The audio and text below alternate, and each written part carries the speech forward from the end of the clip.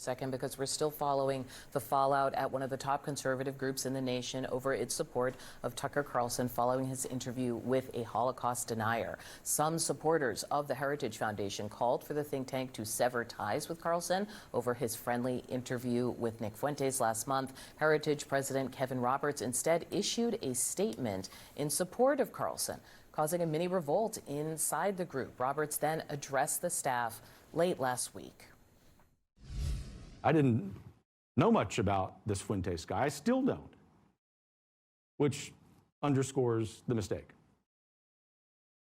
I can tell you with a clear conscience and not making any excuses that those were my intentions, to fix all of that. And obviously I didn't. I made them worse. But for pro-Israel Republican members of Congress, the apology does not go far enough. We ended our relationship with Heritage. We're working with many Jewish groups that have ended their relationship with Heritage. And really I have to do is talk to my colleagues, because the biggest issue we had with Tucker Carlson is people remember the Tucker Carlson of 5 years ago. That's what makes him so dangerous. Joining me now to discuss, Laurie Cardoza-Moore, who actually resigned from the Heritage Foundation's Antisemitism board over this whole thing. Laurie, thank you so much for being here. Oh, Audie, thank you so much for bringing attention to this. This is critically important for the future of the United States and for the state of Israel, our ally in the Middle East. I want to talk about this because, you know, you were on this board, this National Task Force to Combat Antisemitism was known as Project Esther. And it feels as though in the aftermath of the Gaza war, when there was so much conversation of what was happening on the left, that Republicans were, quote unquote, stepping up in support of Israel and stepping up specifically around anti-Semitism. How has all this undermined that? Well, I'll tell you, it's interesting. During the town hall meeting with Kevin Roberts, one of his staff said, and I quote, "Those are not the actions of a man who knows what time it is. They are not the actions of a man who knows how to tell time." The fact that he is supporting a neo-Nazi supporting individual, Tucker Carlson, that tells me completely this man is not, he's not suitable for this position. We have watched Tucker Carlson falsely accuse Israel, or the IDF specifically, of killing Christians in Gaza. This is a lie. Because it goes way beyond Heritage and the way it's spreading. It's very much in the conversation in the aftermath of the death of Charlie Kirk as people talk about his legacy. So to give an example, JD Vance has been appearing at TPUSA events. And at one in Ole Miss, there was a student who got up and then confronted him about U.S. support for Israel. I just want to play a bit of that for you. I'm just confused at why this idea has come around. Considering the fact that not only does their religion not agree with ours, but also openly supports the prosecution of ours. Yeah, so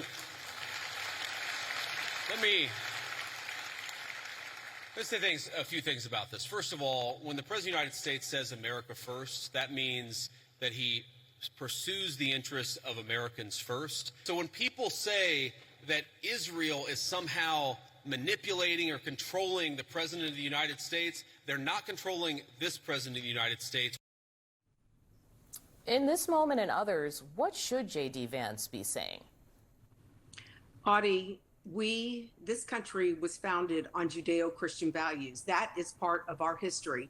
It is part of our heritage. So for JD Vance to not communicate that message to the audience, these kids, you have to remember this, these kids have been indoctrinated with anti-American, anti-Semitic, anti-Israel sentiment in their curriculum in K through 12 education. So although I'm shocked about what the students at Ole Miss are saying, I am not surprised. This is a growing problem throughout our country. America is the strongest ally. We call the state of Israel a aircraft carrier in the Middle East for the United States of America. The United States benefits in so many different ways, from technology to medicine to intelligence. Yeah. And for JD Vance to not clearly articulate this message to these young people who are going to be our up and coming leaders is shameful. Laurie Cardoza-Moore, I just want to ask one thing. I think a lot of Democrats would be watching this and saying, told you so, right? Like that for a long time, people have looked at Carlson, looked at people on the right, looked at the fact that Fuentes got a visit with Trump at one point to have dinner with him and said, this was a problem that's been brewing. Now you have these text messages that come up within the sort of pipeline of young Republicans. At what point is this conversation about a broader problem, not just Tucker Carlson? It is a broader problem, but people like Tucker Carlson and the leadership at the Heritage Foundation under Kevin Roberts are helping to fuel this because they're not clearly articulating what really is happening. When you interview and you allow people like Munther Isaac to falsely accuse Israel of occupying Palestinian land, remember, we're Christians. We're Zionist Christians. And for Tucker Carlson to accuse Zionist Christians of being heretics, it is shameful. And what's even worse is that Kevin Roberts isn't even articulating that message. And we know the Heritage Foundation is involved in helping to frame curriculum and content that we use to teach our kids in American classrooms. Kevin Roberts needs to step down. He is not suitable for this position any longer. He did not clearly articulate what is happening with Tucker Carlson, with these lies. The fact that he would blow off Nick Fuentes' interview by Tucker Carlson, are you kidding me? He is one of the biggest anti-Semites who is falsely accusing Israel. He makes sexist comments. Yeah. And we can't even get Roberts to clearly articulate that this is not the Heritage Foundation. This is why I stepped down. It is why I will not participate within an organization. As prestigious as the Heritage Foundation is, I think that the Heritage Foundation has lost its mooring, it's lost its way.